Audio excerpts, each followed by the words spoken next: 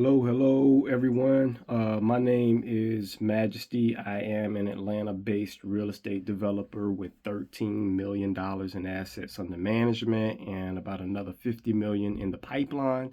I build and rehab apartment buildings, so stick around for some real estate tips and information. I'm doing a series on 100 questions daily, basically over the next 100 days, answering common questions that I get from people interested in real estate or already in real estate and just trying to get some more information, a different perspective. So today's question is, how do I analyze a real estate deal? Which is basically asking, how do I know a good one from a bad one, and whether to get involved or not.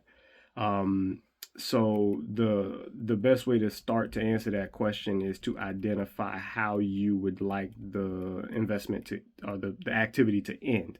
You want to start from the end. You want to know what you're going to do or how you're going to get out of it before you get into it, which is the exit strategy. And there's typically, about three different strategies that people take when they approach a real estate deal. And this isn't all inclusive, but mostly you have a quick profit, like a quick turn. That's a fix and flip. You have your long-term look, where usually you're going to get some type of income over a period of time consistently. That may end with a sale or refinance and hold for a long period of time, or however. And then you also have the institutional point of view, where you're just looking to preserve capital. You're not necessarily looking to make a big profit or anything like that. You're really looking to park your money and have it be somewhere safer than the bank or the stock market or bonds or something like that. So we won't have to really worry about that one. Most people that have that type of money don't need this video, but the short term and long term, we'll look at that. So first, long term, you're gonna look at cash flow. Cash flow is basically what you have. You start with your revenue, all the money that you get from the property. You deduct the expenses, the operations and utilities, all that stuff, and then you deduct the debt service from that, which is your loan payments. And what's left over is your cash flow. That's what you get to actually take home. Not literally, depending on your taxes and everything like that, but that's what comes to you. And you want to make sure that number is positive, obviously, well, depending on your strategy, but typically you want to make sure that number is positive. And then you also have cap rate.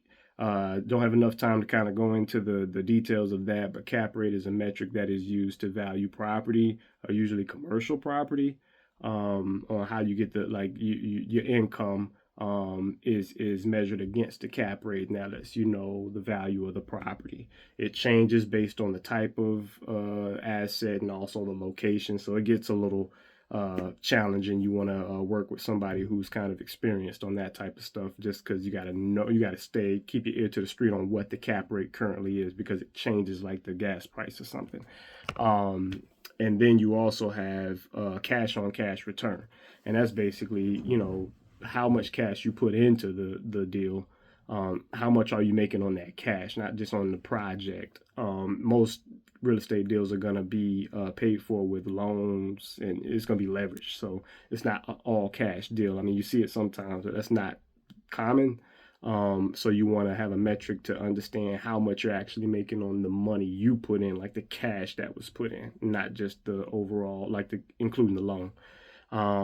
You also want to look at the market.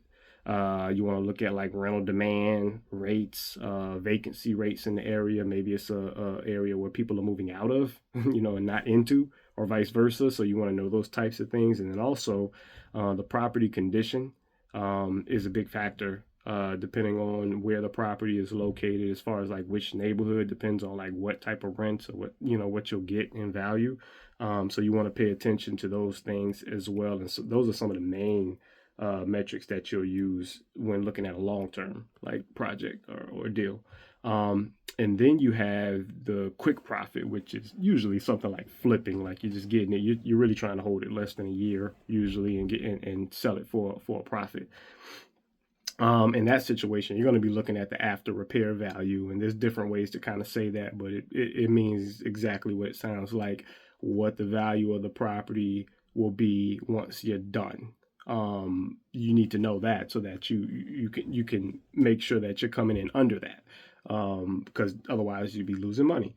And you also want to look at your rehab costs or any type of like fix up cost or capex or deferred maintenance that you have to do to the property. You usually have to get a GC or inspector involved to really kind of dial in what that looks like. You also want to look at the profit margin.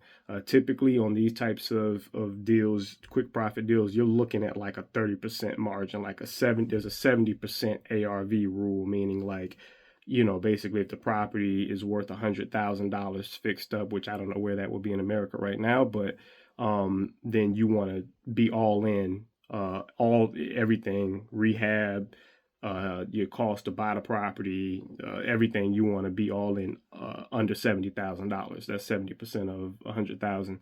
That leaves you a $30,000 profit, and that's just like it's not a hard rule or anything like that, but it is something that people kind of use to understand if a deal makes sense. You also want to look at your holding costs. While you own property, there's cost to own it. Everything from utilities, landscaping, taxes, insurance, even when nobody's in it, or even when if it's just a piece of land. Yeah, you have different costs to make sure that you maintain ownership and everything like that of the property. You also want to look at time to market, like how long is it going to take you to do the project? Like once you buy it, you got to get permits, you got to get a GC, you got to do different things, get your materials, close your loan, whatever, like that type of information you want to know up front so that you know how long it takes you to get out so that you can accurately calculate your holding costs because they're typically monthly costs. So those are the main ways that you're going to look at like a short-term real estate investment as far as how to analyze it.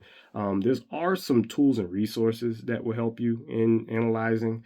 There's an investment software. The main one that I know of, that's like an industry standard at the higher level, is called Argus, and that's ARGUS. It can be pretty expensive. It's also pretty complex, so it's usually for people that are a little bit, kind of experienced in underwriting and analyzing deals and things like. Because you got to input information, so you have to know what to input, and you also have to understand kind of the jargon. So that's more of like a experienced platform. There's some simpler platforms. One that's great for smaller deals is one called DealCheck.io.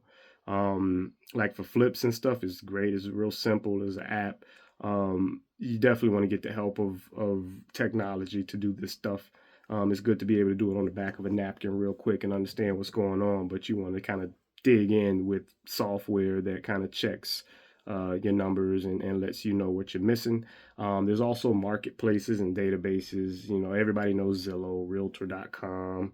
You got to find comps. You can do research on those websites as well, just the internet in general, to get some of the information that I mentioned above, and also just networking. Networking, you wanna keep in contact with people that are active in the market. They know different things going on. They know what hasn't sold. They know what has sold. They know the cap rates. They know the interest rate that this person got. You want to get that type of information because it's real time. Sometimes the information that's uploaded to the internet is like kind of old, if you will. So it helps to just kind of stay in the industry, in those conversations and seeing what other people's what their results and what their experiences are happening like. So anyway, basically those are the ways to analyze a deal. Obviously you can go a lot deeper on this. If you're interested in doing that, just reach out to me. Please like, comment, subscribe, all that good stuff. Let me know if you have any questions, any more questions or any comments. Please feel free to leave them. I appreciate you checking out this video, and I'll catch you on the next question. Thank you guys.